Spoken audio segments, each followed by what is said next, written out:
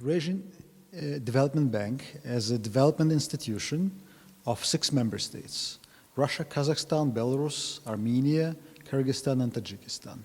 So as you see, it's active in the post-Soviet space, and it's primarily active in promoting economic integration between its member states, understood as trade and investment. So primarily, we target those enterprises that increase trade and investment flows between our member states. We do trade finance, we do infrastructure finance, we finance companies that build factories in other member states. That's what we do.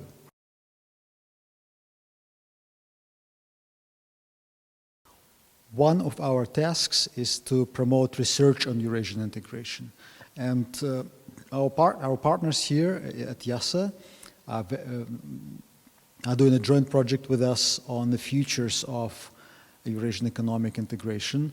And under Eurasia here we understand all the space from Lisbon to Vladivostok, or maybe from Reykjavik to Shanghai, if you will. This is a series of roundtables on various aspects of transcontinental cooperation. The relationships between the European Union and Russia now in a crisis mode, and we provide an independent mediation platform for experts, business persons, and state officials to meet and talk here on a regular basis. About Eurasian integration, I just would like to hear also from you, what do you think about Russian-Turkish relations in the region and last developments, as you know, after incident? What you expect, what you think about the future of the relation between Turkey and Russia, because I consider that it is very also important about Eurasian integration. What do you think about it? Russian-Turkish relations are an important block of the Eurasian continental cooperation. These are 2 very large countries in the middle of the continent. There are actually only 3 countries in the continents that are located in 2 subcontinents at the same time, in Europe and Asia. That's Russia, Turkey, and Kazakhstan. And you can see it also in national characters of the peoples of these countries. People of these 3 countries, Russia, Turkey, and Kazakhstan, have certain qualities in common. They're neither 100% European nor 100% Asian. They're Eurasian in their characters. You can always see it when you communicate with people from these countries. The current relations of Russia and Turkey are also in crisis mode, but the relations on the level of people remain actually good.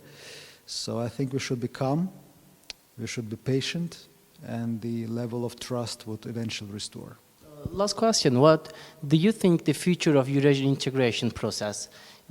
What you aim, what you mean when you say Eurasian integration, and how you see the future of this process?